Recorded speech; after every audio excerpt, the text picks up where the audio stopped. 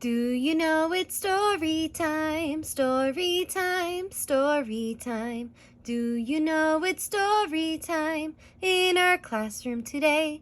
And the title of this story is Clam-I-Am, all about the beach, by Tish Robb and illustrated by Aristides Ruiz and Joe Matthew. So friends, right in our title it says all about the beach. So this story is going to give us information about the beach. And in this story we have two vocabulary words. Our first vocabulary word is barnacle. Can you say that word with me? Barnacle. And a barnacle is a small animal with a hard shell that likes to attach itself to rocks or even other objects and animals. Sometimes you can find barnacles on a whale. Barnacle. Our second vocabulary word is shield. Can you say that word with me?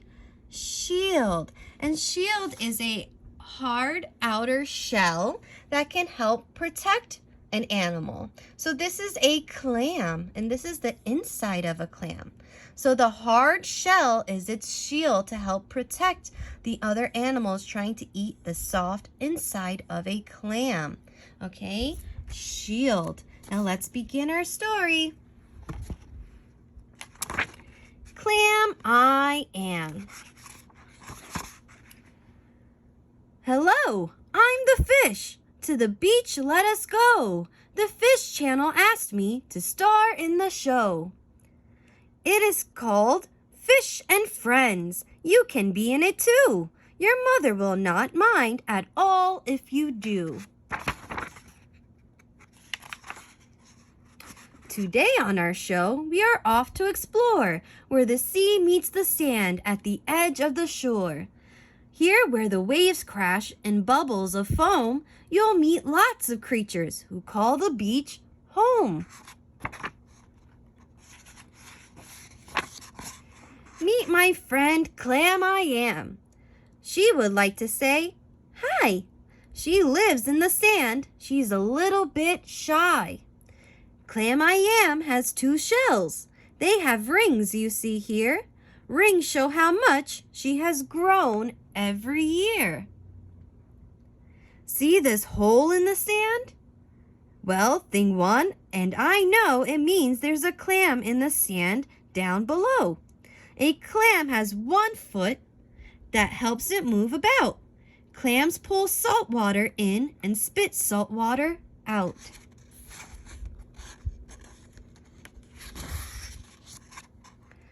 Hello, horseshoe crab. How did he get his name? His shell and a horseshoe are both shaped the same. His shell shields his body from any attack. His eyes are in front and his tail is in the back. So there's our vocabulary word, shield. So his hard shell helps protect his body. He has 4 eyes but can't see very well. To find food, he is helped by his keen sense of smell. They are not really crabs. Every crab has antennae. Look closely. You'll see horseshoe crabs don't have any. Hermit crabs don't have shells, so they look till they find empty shells on the sand that have been left behind. Then they drag these new shells everywhere that they go. When the shells get too tight, they need more room to grow.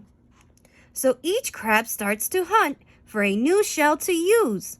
There are lots to be found. It is easy to choose. My next guest is a sea star.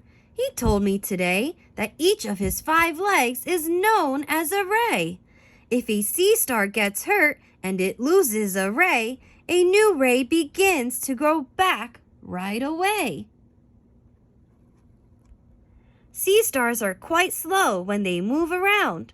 Tiny cups on their feet hold them to the ground. These creatures are mollusks. Most have a hard shell. Shells protect their soft bodies and do it quite well. Seaweed doesn't have roots. It grabs rocks, then holds tight. Some seaweed grows up where it gets the sunlight. Some seaweed you'll find grows a lot deeper down. Seaweed can be green, purple, red, pink, or brown. When you pick seaweed up, you'll find creatures like these. They're sandhoppers, which are also known as sand fleas. Seagulls fly near the ocean. Their cries fill the air. If you're eating your lunch, they're hoping you'll share. We learned this about seagulls. Would you ever think it? Seawater is salty, but seagulls can drink it. They're not fussy eaters. They think it's a treat if they find some dead fish or some garbage to eat. Sandpipers run with the waves at low tide. They search with their bills to find worms where they hide. Spend time on the beach and you'll see right away the ocean has high and low tides every day. Tides are caused by the sun and the moon, and I know their forces pull the oceans and make the tides flow. At low tide, the water pulls back from the shore. At high tide, it is back where it started before. A tide table like this makes it easy to see when today's two low tides and two high tides will be.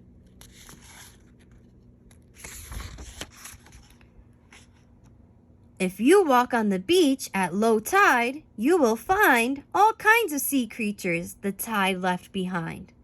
See these clear blobs of jelly? Think too, and I fear them. Some jellyfish sting, so we do not go near them. Some shells travel miles and miles without breaking. Find a shell in one piece, and you know it's worth taking. Find a big shell like this, put it up to your ear. You might be surprised by the sounds that you hear. This tidal pool you will find is a home to creatures who stay here and who never roam. These shells are called barnacles. Watch them right here. So there's our vocabulary word, barnacles. Small animals with a hard shell that like to attach itself to rocks. When a wave washes over them, threads will appear. These threads are the barnacle's feathery feet. They grab food floating by for this creature to eat. Not far from the shore, sand is blown into dunes.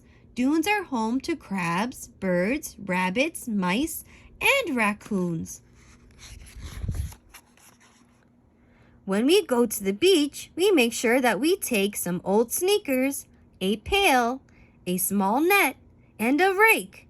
We wear our old sneakers without any socks so our feet won't get cut by glass, shells, or rocks. A net lets us scoop things out of the sea. A rake helps us dig in the sand easily. We put what we find in our pail and then, when it's time to go home, set them free once again. The next part of my show I call Go Ask the Fish. I will answer 3 questions. Pick one if you wish. Why is the ocean blue? Ocean water is clear. It just looks blue. Here's why. Like a mirror, it shines back the blue from the sky. If you look at the ocean on a dark, cloudy day, it shines back the clouds, so the water looks gray. Why is seawater salty? Raindrops fall from the sky and fill rivers which flow, washing salt off rocks wherever they go. Rivers flow to the ocean, and as the years pass, some water heats up and is turned into gas. The salt in the water is left, and that's why oceans get saltier as time passes by. What makes waves? Wind blows over water, and small waves then grow. They get bigger and bigger the stronger winds blow.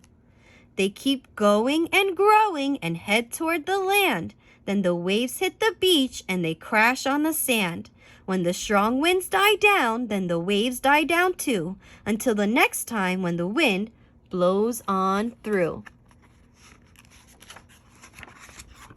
Next, it's Shop with the Fish. We have gifts from the sea. You can order today and the gifts are all free. We have pieces of sea glass. The sun makes them glow. They are pieces of bottles that broke long ago. They were tossed by the waves. Over time they were ground by the salt and the sand till the edges were round. I've got lots of sea glass and most of it's green. This piece is the prettiest I've ever seen. We have beautiful driftwood, and here's the best part. It's ready-made sculpture, real pieces of art. Tossed by the wind and the waves every day, it was bleached by the sun till it turned a light gray. To make this wind chime, I took lots of shells and hung them together. They jingle like bells. To make this painting, the sand painting, first take colored sand. Then for the patterns, let it fall from your hand. Oh dear, our show's over. We must hit the road. Please join us next time for a new episode. Come back to the beach. You will smell the salt air. Hear the cry of the gull. Feel the wind in your hair. You will find a seashell to hold in your hand.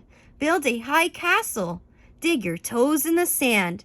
Everywhere that you look, you'll find creatures galore. When you look even closer, you'll find even more. The end. So friends, what are some things that you can find at the beach? And what were some things that you learned about the beach from this story? If you have an idea, let me know. I hope you enjoyed our story, Clam-I-Am, all about the beach. Till next time, bye friends.